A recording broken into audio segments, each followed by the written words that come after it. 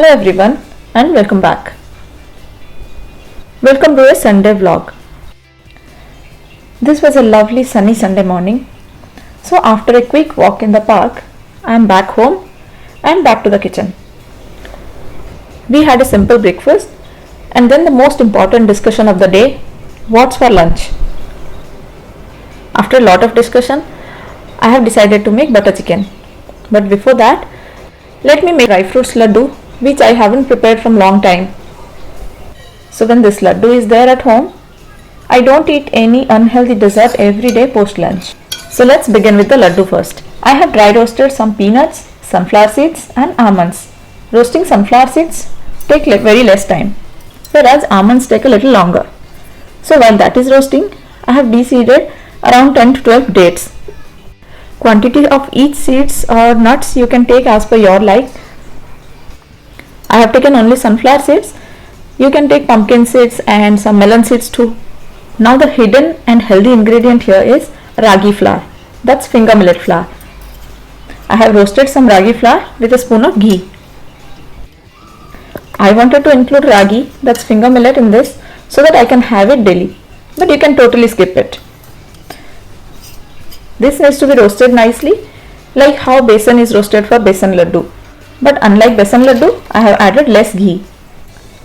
Once everything comes to room temperature, it's time to grind them. If we grind nuts and seeds for longer, they release their own fat and that helps in forming the laddus. For flavor, I have added some cardamom, fennel seeds and black pepper. After grinding, I have taken them out on a plate and added roasted millet powder. In the meantime, I have chopped the dates and in a hot pan cooked it for a few minutes so that this becomes mushy. We can add dates directly in the grinder jar and grind it without cooking. But I have broken my grinder jar multiple times just by grinding dates. So to avoid that, this time I have cooked the dates on a pan. Once everything comes into room temperature, mixed them nicely, rolled and shaped into laddus. I have added some roasted sesame seeds too. With all the goodness of seeds, nuts and millet, tasty, healthy and easy to make laddus are ready, which is without sugar. My son loved this laddu, and when I said him that if you eat this you will get lots of energy, he named it as energy laddu. So let's call it as energy laddu.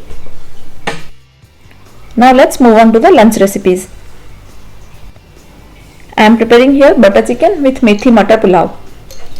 This is around 700 grams of chicken which I have marinated with 3 tablespoons of curd, 2 tablespoons of ginger garlic paste, turmeric, Kashmiri red chili powder, salt, some kasuri methi and lemon juice. Mixed everything together and kept it aside for about 30 minutes. I didn't have much time to keep the marinade longer as I started late. So after 30 minutes, added 2 teaspoons of oil in a hot pan and added the marinated chicken to it. Roasted the chicken on high to medium flame until it turned golden brown. This part can be done in the air fryer or in the oven too. The marinated chicken can be baked in the oven just like how we make a tandoori chicken for about 20 to 25 minutes or until 60 to 70% cooked. While chicken is roasting, I have prepared a fresh spices powder for the gravy. For that, I have taken half tablespoon of black peppercorns, 2 tablespoons of coriander seeds, 1 tablespoon of cumin seeds. I have taken here 1/4 teaspoon of mustard seeds. With all these, I have taken half teaspoon of fennel seeds, 1 black cardamom, 2 to 3 green cardamoms and half teaspoon of kasuri methi leaves. I know mustard seeds doesn't go in the butter chicken, but to give it a different flavor I have added it. Grinded them to make a fine powder. You can add red chilies also here, but I don't want to make it spicy, that's why I have avoided. Chicken is well roasted and the preparation for gravy is going on here. I have taken out the roasted chicken.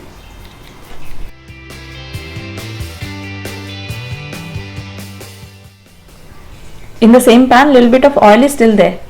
To that, I have added a teaspoon of butter and some cumin seeds. Roasted some chopped onions. While onion is roasting, I have grinded 2 tomatoes, 8 to 10 cashew nuts, 2 tablespoons of curd. For this gravy, we don't need to make the onion brown. When it becomes translucent, I have added ginger garlic paste and cooked it until the raw smell of ginger and garlic is gone. Added turmeric and Kashmiri red chili powder. Cooked it for a few seconds until the Kashmiri red chili powder does its job. That's leaving the color with the oil. Then added the tomato cashew puree.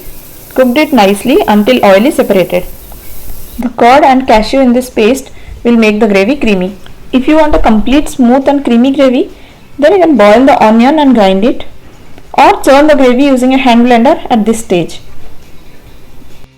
I have added a little bit of extra butter here. While the gravy is cooking, let's make a quick methi matar pulao.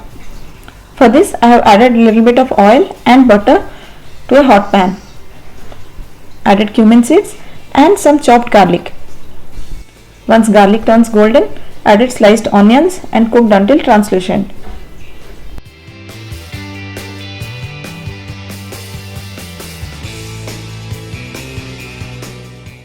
Meanwhile, a quick check on the chicken gravy.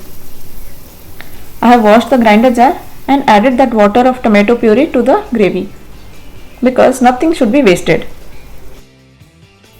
Back to the pulao, added fistful of kasuri methi and water. Water is double the quantity of rice. To this added salt and allowed it to boil. When masala is cooked properly, leaving the oil, added the chicken pieces which was roasted earlier. This chicken is half cooked while roasting. Also the water content of the chicken is evaporated already. To this added the spices mix which we had prepared, mixed and covered it. Water for rice had started boiling. To this added washed basmati rice and let it boil on high flame for a minute.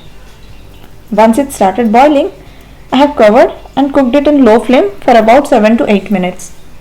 To the chicken added a cup of hot water. Adjusted the salt, covered and cooked until the chicken is completely done. After around 7 to 8 minutes, when rice is almost 80% cooked, added a cup of frozen green peas. If you have fresh green peas, that needs to be added along with rice. Mixed it and covered it again. In another 4 to 5 minutes, pulao was completely done. After switching off the flame, pulao needs to be covered for few more minutes before opening it. By this time, chicken was also done. At last, I have added some fresh coriander leaves. For me, coriander leaf is must in non-veg recipes. With this, our delicious lunch, that's methi matar pulao and butter chicken, is ready. We enjoyed it with some salad and papad. That's all for this video. I hope you like it. If so, please give it a thumbs up and don't forget to subscribe. I shall see you in my next video. Till then, bye bye and thank you for watching.